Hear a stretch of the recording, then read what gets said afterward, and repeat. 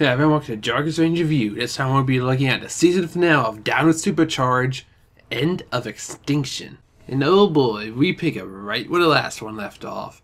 We left off with Snide being destroyed, and Heckle decided to help the Rangers, but the Dark Energem still survived. But Sledge has other plans. Fury tries attacking the Dino base again, only to be stopped by all the Rangers, Keeper, and Heckle. So he runs off, but Sledge, he is not worried at all, because his plan, the eggs created wedges in the earth to create like a giant net around the planet, like the one that held its asteroids way at the very beginning. So he makes a planet-wide announcement that he sold that planet for scrap and he's pulling it away. And Kendall figures, well, we got about an hour till we all freeze to death. But Keeper says they can use the full power of their energems if they find a way to destroy the Dark Energem. And they decide that enough light could destroy it by using teamwork with the biggest team in the world. And so the Rangers, as the Rangers, not as themselves, make a broadcast to the world of how they can help stop it. And what they do is they put the Dark Energem into a satellite in space, and they have everyone on Earth just hold mirrors up towards it. And what it ends up doing is it reflects a bunch of light directly onto the Dark Energem, which cracks it, and the Rangers just blast all the powers from the Plesiosaur and the Pterosaur, and that completely destroys it. So how does this disrupt Sledge's plans? Well, instead of just ceasing to exist, it creates a giant black hole that sucks up Sledge's ship and everyone in it, followed by the planet Earth itself. Whoops. Maybe you should have just tried blowing up Sledge with all your Megazords, guys. You might have survived a little longer. But Keeper says it'll be okay. With the Dark Energem destroyed, you can now combine the true energy of the 10 Energems together, which basically lets them travel through time. So with no other options, the Rangers go through that portal, and when they land, we only see the Rangers that were in the Terracharge's Megazord. No word of where the Plesiosaur was. And they soon discover that they went all the way back to the beginning to when Keeper crashed on Earth. So the Rangers find Keeper right when he crashes, and say they can help net their Power Rangers. And he asks them to prove it, and so they call the Energems to him. Well, to them. So I guess historically this makes them the very first Power Rangers. Because really there were no Rangers recorded until about 10,000 years before the Mighty Morphin Age. Unless it's in a separate timeline, like RPM was. Anyway, back on topic. Sledge and Fury see them on their screen. And yes, he still has all his asteroids. But to them, those beings look weak, so the two of them just go down there to finish things. And even Sledge is excited and lighthearted. And he thinks he's going to get married to Poisandra right after this. And Wrench is just thinking, not likely. Oh boy, villain in the last episode? Yeah, definitely not going to get what you want. But the Rangers morph and it surprises them. So they start fighting, just Sledge and Fury. And Ivan shocked him because he knew all his moves. It's like, we fought before. It's like, I don't remember that. Yeah, time travel is fun that way.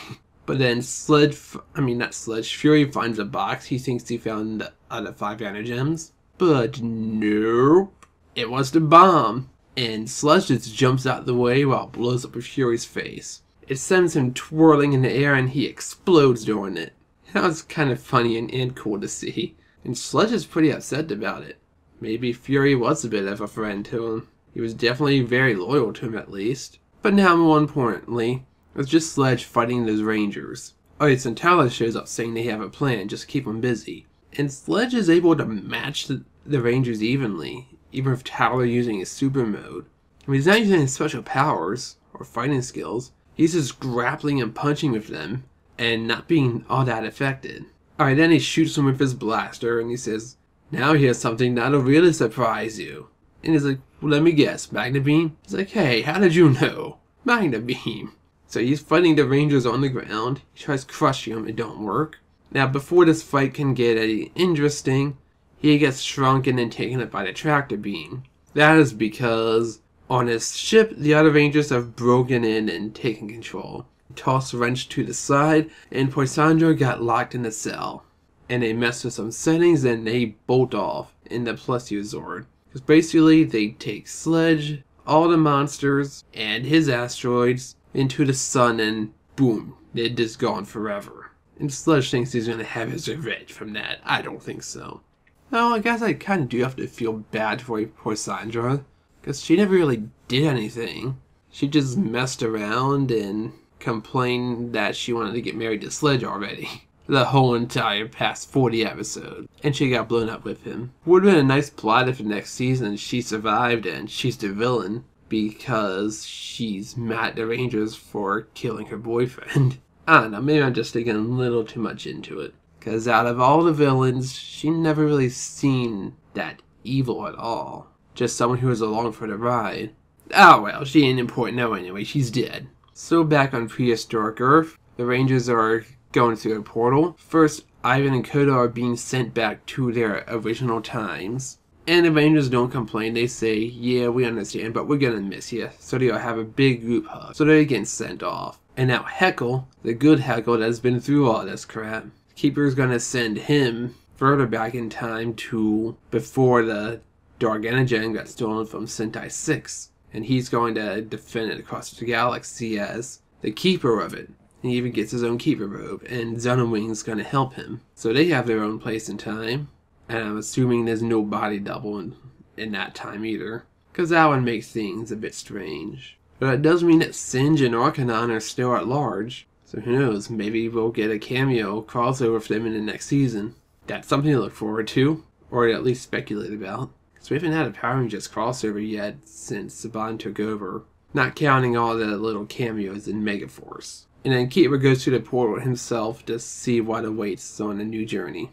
Now when the Rangers come back, everything seems fine, but they get an alert that something's wrong at the museum. So they come back and it's not a museum, it's a dinosaur zoo. Because you know, they never screwed over the planet with Sledge. Is asteroids coming down? Well, that's the rift in time right there. Now they all run in and see Stegosaurus is just having indigestion. So they run inside and for their new adventure in life. And yeah, that's how it ends. Overall, this finale was okay. I mean, it's pretty clever how they defeated him, Sledge, but it just felt really anticlimactic. I mean, it felt like that fight was just starting to get fun, and it just ended and they took him off to be blown up. It's a shame too, because he was a fun villain, but that's also part of it. He never felt threatening the whole episode. I mean, in the modern timeline, he was just confident, like things were going his way. He wasn't even fighting. And then when he did fight, I mean, it was cool for a minute, but then it became a joke and then he just got dragged away. So yeah, nothing happened. I mean, it was just a little anticlimactic after all the build-up they did for this moment. That and we really see nothing about what lies in the future except, well, the dinosaurs still exist in the modern age, and now what? I mean, there was a scene where Kendall tries to get Shelby to call it by her first name, but it just felt too weird. She couldn't do it. But yeah, that's it. It just feels like they really rushed this. That's what I noticed about a lot of how this season progressed. Like, the plots started getting rushed towards the end. Especially the Megazord battles, they just glossed over most of them. I mean, Chase was saying he can show Kaylee New Zealand, but has he ever met Kaylee now? That's the thing. I mean, this is a huge question about time paradoxes here. I mean, I'm probably thinking way more into it than the audience they're supposed to target with this, but it raises a lot of questions. So overall, it's okay for a season ending, for a series ending. Just not the most exciting way to end it. It felt more like the ending like a two-part episode or a regular episode than the complete end to Dino Charge. That's my thoughts on it. So I'd give it like C+. I mean, it's good. It's got some nice action and a couple laughs, but it's not something amazing. Though I think they neglected tying up all the loose ends for the hope of maybe bringing them into a crossover. That's just my hope and speculation, but we'll find out next year, or maybe the year after that, given how Saban splits up the seasons now. But it's all not finished yet, because there's one last episode coming up, that Christmas episode. That's in a couple weeks. And then Dino Charge will be fully complete. And until then, I'm Jargus here. Thanks for watching. I hope to see you then. Let the power protect you.